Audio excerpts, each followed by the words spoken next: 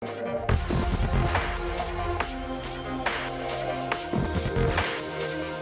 up, GameSpot? Andy here at Gamescom in the Crytek booth. About to see the game I'm most excited about. I'm here with Alexander. He's going to show me Snow. Now, what can you tell me about this game? It sort of made its debut on the internet not too long ago, and I know I was excited, so there's got to be others too. Yeah, so Snow is the first free-to-play open-world skiing and snowboarding game. We've been working on it for about a year and a half, and we're starting to show it now publicly. It's coming out on Steam Early Access later this year. What we have here is our store. So as it's a free-to-play game, we'll be monetizing through customization. We've partnered up with over a dozen real brands and athletes in the skiing industry. And here we have some of the skis that we can show that we've already implemented in the game. As you can see, there are quite a lot of them already from a lot of the leading brands. These are all the new season's gear, so it's all stuff that's coming out in this September or October for the new season. I can see this being just huge for nerdy skiers like myself who play lots of video games but also are way into skiing. They want to just see what the gear looks like. They want to just, I mean, that's part of the beauty of skiing is like the cool graphics on the gear, how it looks. I mean, you guys, do you expect this to just hit that sweet spot that hasn't, I mean, skiing's been neglected, so you guys are doing something that we've wanted. Right, yeah. I mean, we all love skiing. I've grown up skiing and snowboarding, and I've always wanted a skiing game like this, and I always felt it neglected by the publishers and people making games that always focused on snowboarding. So we definitely think that skiers and snowboarders will find something interesting in this, since we're also creating an authentic game which hasn't been made before. Yeah, let's get out there on the slope. Yeah. Let's see what we can hit. The way we design mountains is we really want to focus on creating an authentic mountain experience. So we create a mountain poster and we have a mountain map. The mountain map isn't in-game yet, so you won't be able to see that just yet, but we've released it on an image of it on Facebook. And it's basically an illustration of the mountain like you would see in any resort, which gives you an idea of the shape of the mountain but doesn't spoil any of the secrets because the mountain is very dense. And from the trailer, it looks like you definitely had, park elements, but it featured some of the more like free skiing, big mountain stuff, where you're, linking tricks off the natural environment and stuff, which is kind of, that's where skiing is interesting right now, to me especially. And so I think a lot of people will want to see if that's, what do you think the more focus is for your game? Is it like the park or is it backcountry stuff? Well, I think park is great because it really focuses on like the core, trick mechanics, but for a sort of more complete game, we think that off-piste is more interesting because it opens up the player's ability to really sort of show their own sort of style, and you give more space and there's more content to really see, because a park, you can only go up and down the same park a few times and it's only a few laps before it's kind of the same thing. So we think we can create just as an exciting environment on the entire mountain, not just focus on the piste. And right now you're just controlling it via keyboard. Are there plans to get analog support for Xbox 360 controllers or anything players might have? Yeah, we are implementing our controller support right after Gamescom. We think it's works great with controller and are excited to implement that. Yes, and if you do hit the rocks, session's over. Exactly. Speed is a big part of the game. As people know, with skiing, speed is your biggest sort of fear, and so turning is how you do it in real life, is to manage your speed. So just like that, in snow you turn a lot to manage your speed, and it's very important, especially in the upper areas, to control your speed and not to go too fast. Most players, when they first get in the game, will just shoot down the mountain and hit a rock very quickly. But more experienced players will learn to be patient and not just rush down the mountain and hit rocks. Nice, I love that little shifty, just airing it up, huge mute grab. Oof. All right, this is already the sickest game I've ever seen as far as skiing goes. I mean, we just haven't had a skiing game since, I don't know, Mad Tricks. But I mean, SSX earlier in February was, I guess that was last February, was just such a good game.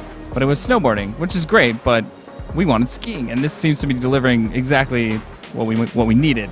Yeah, we think SSX is great as an arcade game, but we saw a lot of skiers playing skate as if they were skiing. and doing a lot of the skiing-based tricks. So we thought we could do the same thing, but actually bring it to the mountain. And with the open world and CryEngine technology, we really can create a massive environment. I mean, we could spend hours looking at all the different lines down the mountain and all the different routes that you can find in the different areas. Now those are some, oh yes, laid out backflip. Shane McConkey would love that one. Now how are you enabling the grabs and the spins as far as control-wise? Are you pushing a button to spin, or are you charging the spin, and then the grabs, what's the controls? So what we have is more of a sort of free-form input for spins. You basically, when you're in the air, you can choose how you want to spin, and you can rotate, left to right, back and front, and then you can do Lincoln loops like that. And then you can obviously combine them to do your corks and your misties and rodeos. For grabs, we use the arrow keys. Different combinations, either a single button or two button inputs will give you different grabs. There are so many grabs out there that we're looking at trying to find a way to allow players to sort of have different grab packs so that they can pick which grabs that they want to ride with, and then change them dynamically while they're riding in case they want to use a different set of tricks. And you just landed Switch and it seamlessly knew what you wanted to do, which is pretty sweet. That's a fully featured, I'd say, already. Yeah, I mean, we don't want to limit the player by creating any systems that really just like block you from just moving your body. So we feel that this works right now really well, and we think it'll translate into the controller really well as well. I mean, you guys are obviously going to have tons of environment variables and stuff, different mountains. Is there any real-world inspiration into any of the spots that you guys have created so far? Yeah, I mean, I've grown up in the Alps, so I know what that looks like, and I think a lot of the inspiration and all the photography that we've used as reference has been from there. But we will try to, as we sort of get better at making mountains, tip our hat to certain key features on mountains and known areas. We have Chad's Gap here, which is oh, wow, yeah, that's in Utah. Yeah, so we that was actually part of some early sort of like Facebook sort of a community outreach where we asked them to come up with a feature they wanted to see, and they decided that Chad's Gap was one of the features. Wow, I know where that is! Yay! We don't know where that is. Most people probably are like, what are they talking about? But there's a sweet clip of Tanner Hall breaking his ankles at Chad's Gap. If anyone ever wants to find that on YouTube, it's really funny. Sorry, Tanner Hall. I'm sure that was not funny on your ankles. Tanner's actually one of our partners, and oh, excellent. I feel bad putting the jump in, just knowing that he'll play it and relive that memory. Here you can see we've changed the time of day. We let players just kind of change the time of day as they want, so they can just make it darker and make it all the way to midnight, which is pretty dark. And just ride around at night. Eventually we're going to attach some lights to the player. We also have dynamic lighting in the piste and around some of the man-made features that light up at night, so you get a different atmosphere. Often when I'm playing the game at night, I'll make it night, and sort of feels a little bit more natural that way. So I guess that leads us into more of a game discussion about the engine. You guys are using CryEngine, which is awesome. Tell us about how that's helped you create this skiing game, and what kind of advantages you think you'll have going forward. Yeah, I mean, CryEngine is probably one of the most powerful engines out there. Working with it is great. It allows us to do so much from the get-go. I mean, this whole time of day is basically out of the box. We're three developers, so it is obviously a big engine to start with, and it took a lot to sort of wrap our heads around it. But we toughed through it, and the result is what we've been able to show here. And I think it's a testament to the power of CryEngine that three guys can make an open world skiing game. Yeah, it certainly is already pretty fully featured from what you're showing me. And you just stomped that landing switch, and now you're navigating the forest. That kind of stuff seems like the most fun I've ever seen in a snow game.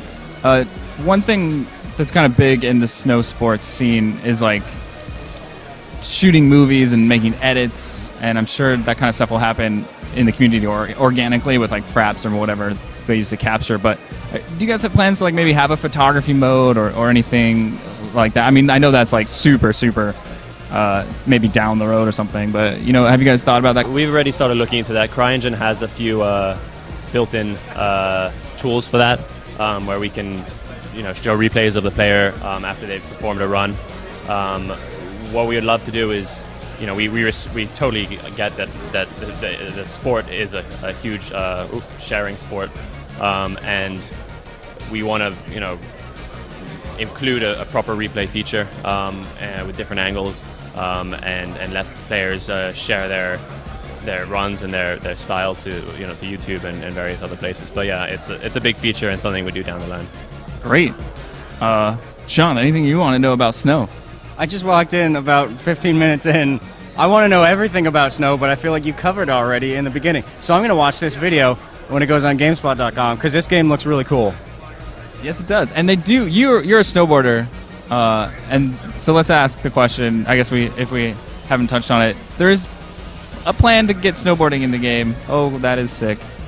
Oh, you know, doing the tree skims is very popular these days, especially in the video shoots. So that was a nice attempt. But yeah, anyway, snowboarding.